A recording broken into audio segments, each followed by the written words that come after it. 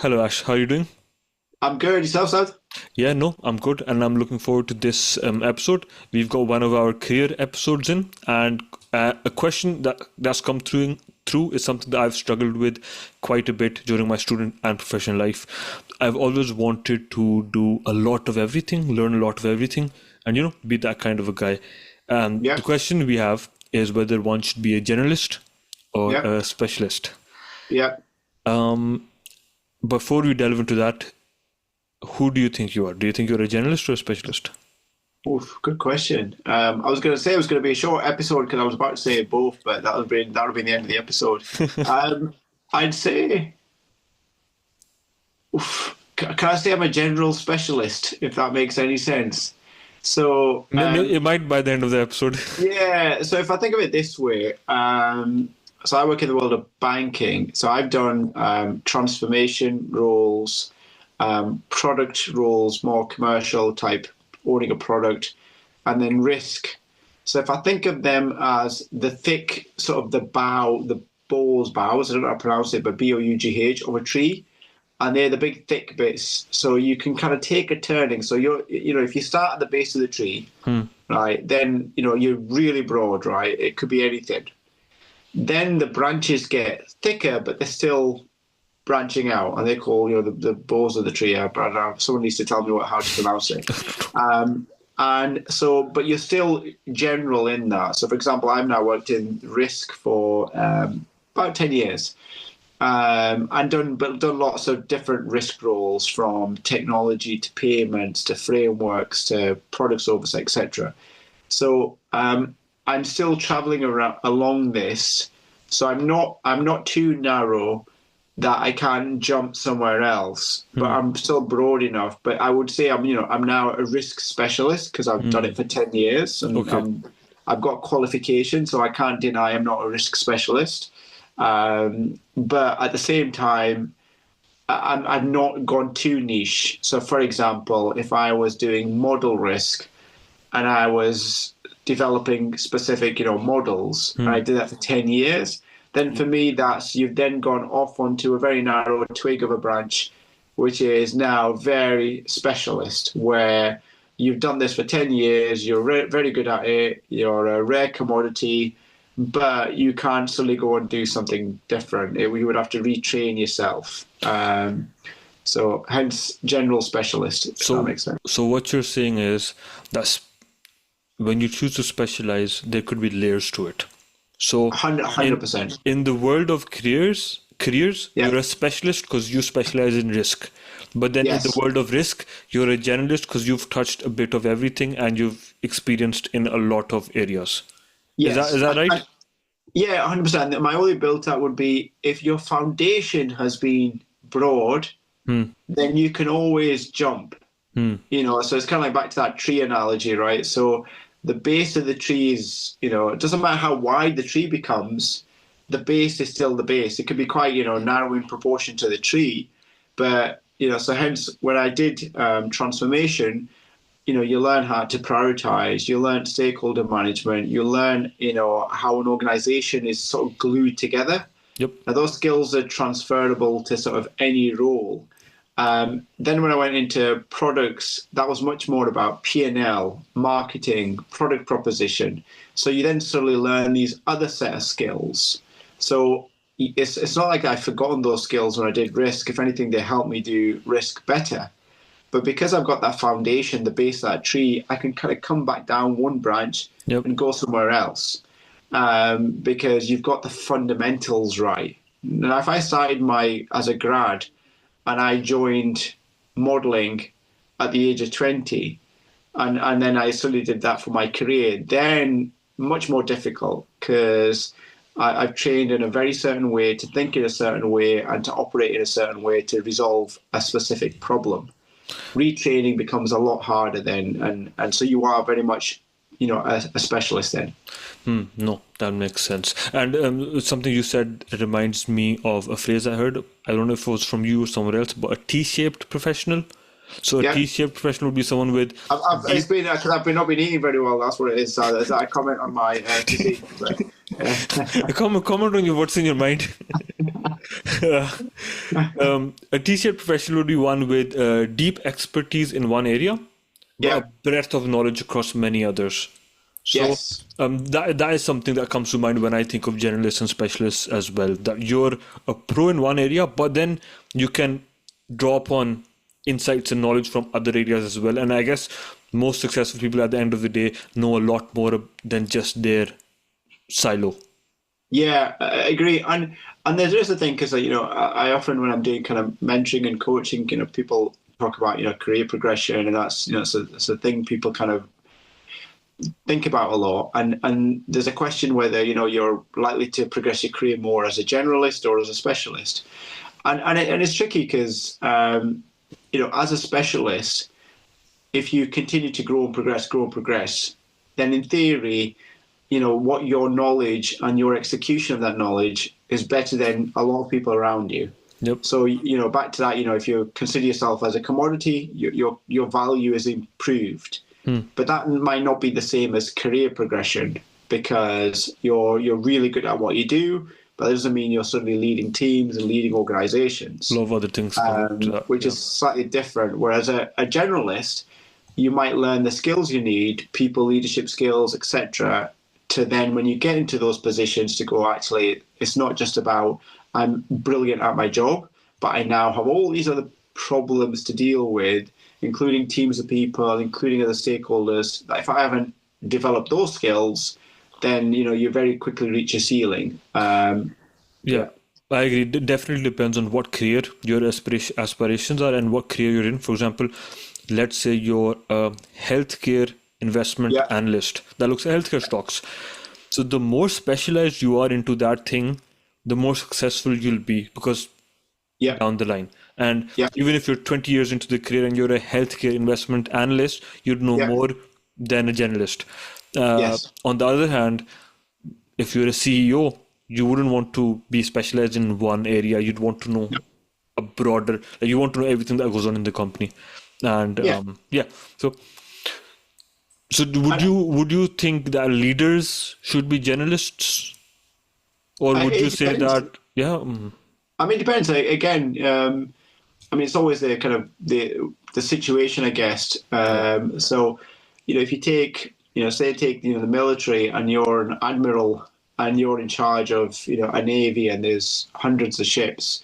So there's no chance you're going to know how the radar works specifically, right down to the detail. You're not going to be, a sonar operator, but neither are you going to know how the engine of a submarine works, but you kind of principally understand how all these component parts go come together. together. So you know the function of the sonar in terms of what it's supposed to do without necessarily knowing how it does it. Whereas a sonar operator needs to be a specialist in that and is Those, trained and all the rest of it. So I think you're right. I think broadly speaking, to be in leadership roles, it's impossible to be a specialist in everything that sits underneath you because you just can't do it. And therefore, you'd probably be failing if you try to be a specialist or everything. However, you do need an understanding of how it all works and comes together, yeah, because otherwise you're then not an effective leader. Because if you don't know, for example, that this is the submarine's limitations, or this is how fast it goes, or this is its range, etc., then how are you setting your strategy? And that same, logic applies for, whether you're in banking or any other organization where for you to set strategy, you need to know how the things work underneath you. yeah, What's the capacity? What's the acceleration ability? And how quickly, what's the absorbability? So there's lots of things you need to understand in that position to make that decision for it to be informed.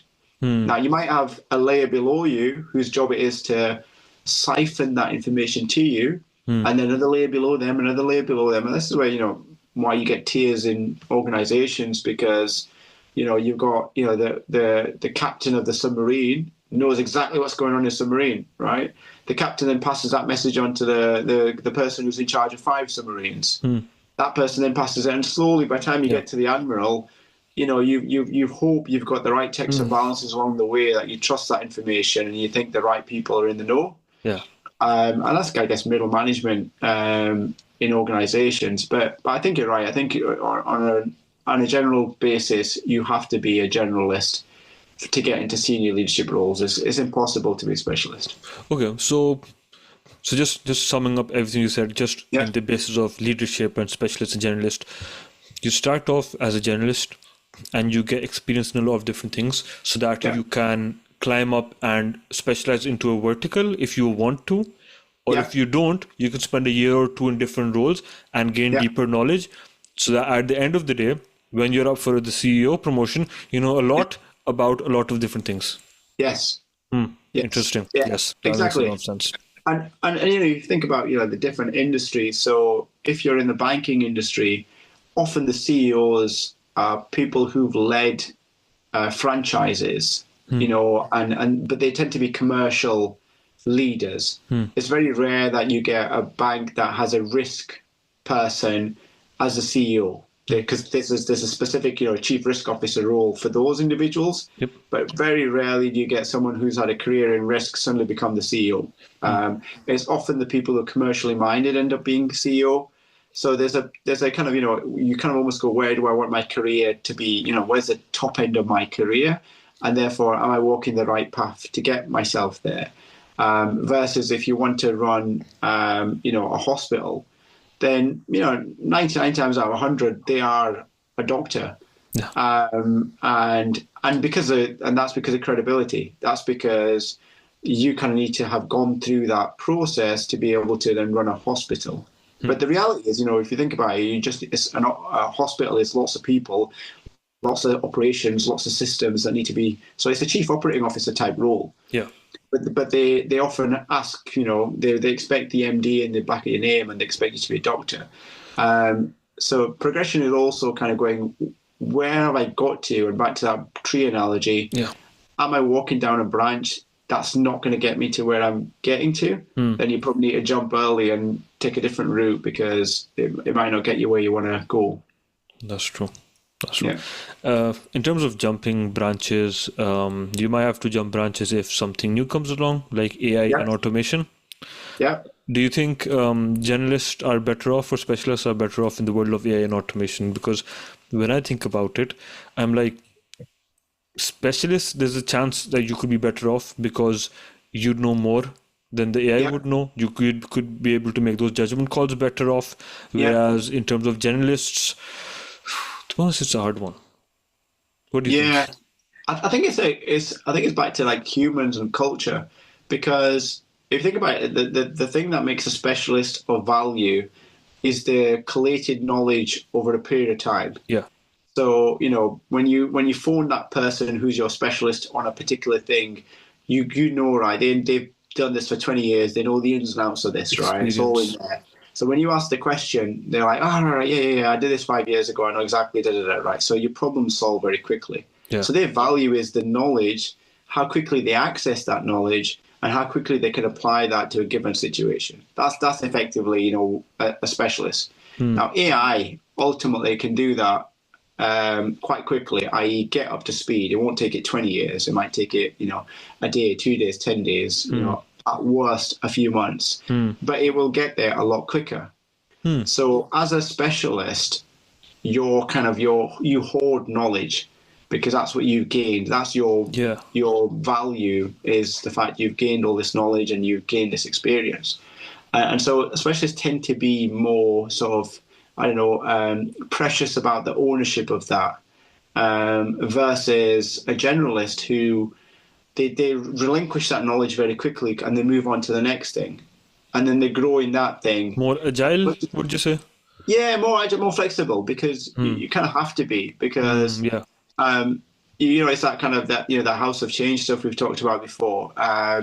If you're a person who's comfortable, I know exactly where everything is. That's a specialist, right? You know where it's like in a room with 1,000,001 books. You know where every word on every page is, right? That's a specialist. You kind of go on. Someone comes in, asks a question, you turn around, you pull the book down, and you point them to the thing. Right? That's gained knowledge. Yep. Now, if you take that specialist and put them into a different room, they'll freak out, right? Because they now have zero knowledge. They're going to have to start again. So the nature isn't to jump into, uncomfortable situations where you're requiring to relearn stuff. Yep. Whereas people who are generalists tend to, be a lot more sort of change ready, and their ability to kind of move from roles means they become a bit more adaptable. The speed, that exponential curve, Yep. the speed at which they gain the 70% knowledge is quicker Yep. because they're used to it and they're more practiced, and therefore they tend to be more receptive to changes to technology, to industry, to ways of working, etc. Because change is a constant for them. Interesting. Yeah, and at the end of the day, it's easier to train an AI or a robot to do one specific specialized task. Yeah. Harder to train it to do everything. Yes, especially when it comes to those kind of leadership things we talked about. Yep. Yes. Yes. That's hard, and we're definitely not culturally ready yet To take orders from a robot. to take orders from. Can you imagine? Like your new manager is X3542. Yeah, and the mad thing is, right? Even if today, right, technically it could do that job. Imagine it actually could. We're just not ready for it. The brains, the culture, we are not ready for it. Yep, not at all. And that's where irrationality comes in. That I find really interesting, because you're rationally saying, yeah, but it could do the job, but then you still won't agree. You still won't agree to shift into that because it's just too much. I guess it's because we're humans and we like speaking to humans, engaging with humans and interacting with humans. I guess it's you mentioned the culture thing, and I think that will take time. I think in the previous episode you mentioned if we were born with robots, we'd be fine. But we're not. We're not, exactly. And so, the next generation, if they talk to AI as if they're having an interaction with a real thing, a sentient kind of creature almost, then to them, talking to an AI or taking orders from AI, there's no different than talking to a person. Exactly.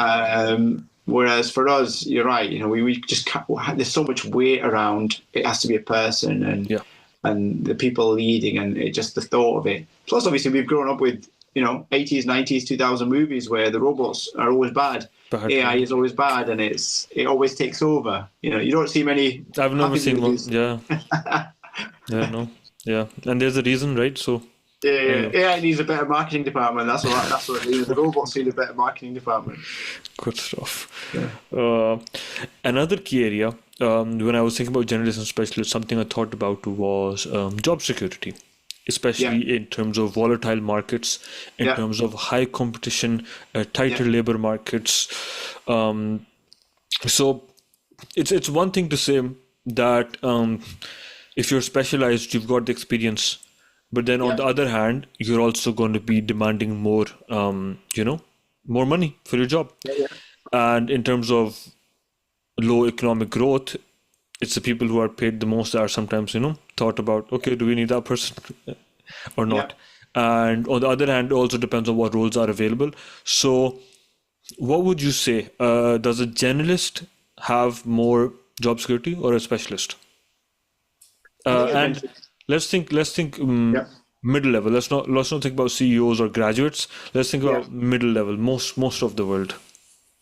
I think it probably is depends on the industry, because if you work in an industry that's quite labor intensive, then I imagine organizationally the organization will trim down a lot more, because you'll have big chunks of it that you could automate, or you can leverage AI. And then suddenly that whole organization says, right, okay, we used to have a labor force of, 90% people, 10% automation. We're now at 80% automation, 20% people. So you need less people on the ground. You need less managerial. You need less oversight. You need less. So the people element gets narrower and narrower. So then what you're looking for is, the decision makers, the specialists, the people who are going to kind of leverage the information the automation's doing. So the types of jobs change, and the kind of the focus changes quite a lot, because then you're effectively going, the automation's doing most of the work. I now need to be strategic. I need to set strategy. So commercial strategy still required for organizations. So those teams less affected. Operations teams much more affected. Any kind of decision-making type teams or people that work affected. So you kind of, it depends on the role type and the industry. But certain things like like commercial decisions, strategy, that will always, I think, for certainly a period of time, have that human element to it because it's just a bit kind of conceptual. Um, yeah, Yeah. When I was thinking about this, I came across a similar. I came upon a similar conclusion. But it was. I was thinking that generalists are more flexible. They can move roles. They can learn new things quickly, and they can adapt to environments. Whereas specialists are used to doing a certain type of thing a certain way, and yeah, even though they add immense value, their positions could be challenged if a robot comes along who can do that specialized role better. yeah, yeah, Whereas a generalist would just put his hat down and wear a different hat and move on. yeah. But yeah, potentially, and flip side is you might be a specialist in large language models, or you might be a specialist in coding, and you can That's you translate that said. very quickly. So I think you're right. Or generally speaking, I think generalists are much more adaptable. But in the same vein, specialists are used to gaining technical knowledge. So AI, you can get to very base level very quickly. Use of prompts, all this sort of stuff. So how do I leverage ChatGPT or Copilot better? Well, Hmm. that's easy to do for a generalist, but actual large language modeling, actually doing the sort of the coding underneath it, generalists would probably struggle to get that level of qualifications and knowledge to be able to do that. Whereas Yes. a specialist is probably going, yeah, I've done this. This is a change, but principally it's coding just different. So my mindset is the same. I just need to learn a new language to do it. So So yeah, I guess at the end of the day, it's different skill sets. A yes, generalist would be good at managing, operating, running, deciding. A specialist would be better at creating, innovating, exploring. yeah. I mean, potentially, and I think that's the interesting thing, isn't it? It really depends on the industry and the type of product and service you're offering. Hmm. Because for some of it, so take again entertainment. Right. So if you work in the entertainment industry, then behind the scenes, yeah, tons of AI and automation can happen. But at the front, when you're interacting with someone, or if you're going to a show or you're going to a football match or whatever, you're not, when we're years away from, watching AI football. So there's certain industries that are kind of protected because we want to see a certain thing and we like the kind of chaos of humans interacting with each other as, That's football. nice. Yeah. I like Whereas, that phrase, the chaos of humans interacting. yeah, because that's exactly that's sports, isn't it? That's literally defining sports in a Yeah. technical term. But then there's other industries, manufacturing, all this sort of stuff. Travel. Hmm. If you go to places like Singapore, Dubai, and places like they're almost fully automated now. So you don't Yeah. see anyone at all. Like no matter 24/7, there's nobody there, right? The train arrives, doors open, you get on it, it takes you to the place, done. Hmm. And if it has a fault, it sends a signal, and someone comes and repairs it. But that the people in that process, the conductor, they're buying the tickets, they're selling the tickets, they're checking the tickets, all that's gone. So you can see certain industries where you can see this, making a massive difference. Other industries less. So, if I'd conclude and answer the question, would I be right in saying that you should understand your industry, you should understand what you can do, where you can progress, and what your career goals are, and that will guide whether you want to be a generalist or a specialist. Is that right? Yes, take a step back, look at the tree, look up. Where do you want to get to on that tree? Where do you want to, and then you start climbing. No one just starts climbing a tree and then realizes you're on the wrong side of the tree Hmm. because the apple's on the flipping branch right on the opposite side, and you're like, oops, I should have maybe done that. So it's that same concept. You look up and you plan your approach, and you think that's the fruit I want. Hmm. So what's the best way to get to it? And appreciating that sometimes you might need to jump across a few branches to get there, Hmm. and that's okay because you're still getting to the fruit. Yes. Whereas a specialist is effectively looking up and seeing one branch Hmm. and going, it might take me 20 years to climb to the top of this thing, but I'm just going to keep climbing this pole. And they almost have zero branches. It's just a long sort of pole, and they're just slowly climbing their way up. And the more they climb, the more knowledge they gain. Yeah. Interesting. Good stuff. Well, thank you for your insights, and I guess we've answered that question. So thank you for listening, everyone. Take care, everyone. See you later. Bye-bye. Bye-bye.